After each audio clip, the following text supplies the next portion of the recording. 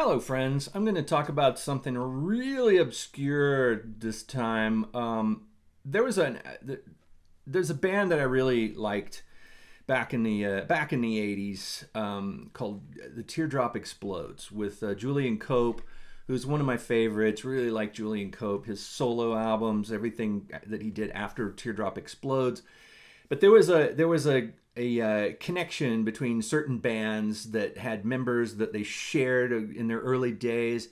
Echo and the Bunnymen kind of shared with Teardrop Explodes, and there was another band in that mix too that not many people have heard about. Not enough people have heard about. I know some people have, obviously, but there's a band that originally was called Dalek I Love You, which is a bizarre name for a band. It doesn't even sound like a band name. It just sounds like a declaration of robot love.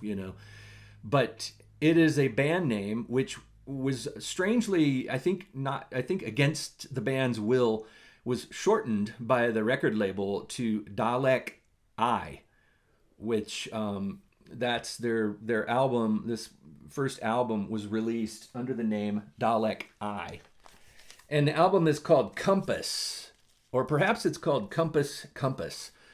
Never really knew if it was called Compass or just Compass. But this album is something that sort of went under the radar in those days. It was a very electronic pop album that had those similar vibes to things like Orchestral Maneuvers in the Dark and perhaps early Depeche Mode. Some of those other electronic bands that were inspired a bit by Kraftwerk and kind of minimalist styles of pop music. Like how small of a recording can you convey a catchy pop song? What are the least number of elements that you can have to have a full song? Some pop bands would just get like one keyboard note. They would have a drum machine going and they would play one keyboard note and then sing on top of that. And sometimes they were really great songs. They didn't need much more than that. This is one of those bands that could pull that off, where they don't have a massive orchestral sound. It's mostly synthesizers, and there's some cool guitar playing on here too. The guitar kind of just cuts in, and perhaps electric bass, I don't know, but it was Alan Gill and Dave Hughes. Alan Gill, I believe, had worked with Julian Cope and was in Teardrop Explodes. Wrote some of their songs, some of their bigger, cooler songs, and then went on to form this band, which didn't have the success. And they made two albums, I believe, and then some singles and things like that. And they may have had a little bit of success overseas, but here in the States, I think I bought this album because the cover was kind of cool. It was just a really bizarre cover. I couldn't figure out what it was. Like what is that thing? I don't know. It's kind of strange. I don't know. But anyway, it has some really good songs on here. There's a song called Destiny, which is called, in parentheses, Dalek I Love You. And that's just a fun, simple pop song that you cannot get out of your head. And it's got The World, 8-track, Good Times, Freedom Fighters, and it's got a cover version of You Really Got Me.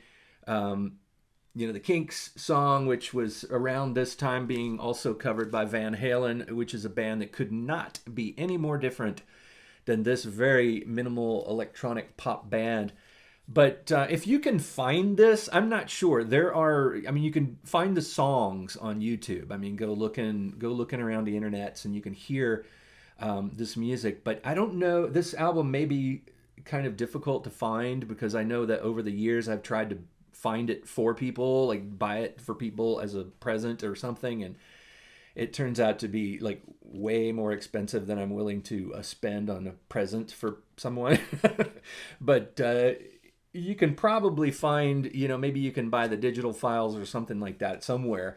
It's probably findable somewhere. But I recommend this if you wanna do some some music detective work, some exploration, and see if you can find it, or any of their other stuff. They were kind of a strange band. I think they kind of, in the way that the Teardrop Explodes was kind of a new wave, pop band that was kind of psychedelic in a way that was, for several reasons, for the obvious reasons, and because the music had a kind of an abstract, artsy kind of approach where you feel like you're not hearing normal, you're not hearing songs about normal things, you're hearing alien songs, music about otherworldly types of things, but like, Daleks, and how much the singer loves Daleks, and or whatever the song is about. Fascinating story behind the band. Their story is all over the place on the internet. I think they even have a Wikipedia page now. But check them out. See if you can find this, track it down, and give it a listen. It's minimal, Gary Newman-ish, kind of early Gary Newman-ish, kind of OMD-ish, but with a kind of an edge to it, with a sort of, not, I don't want to say scary, but a kind of mysterious edge to it.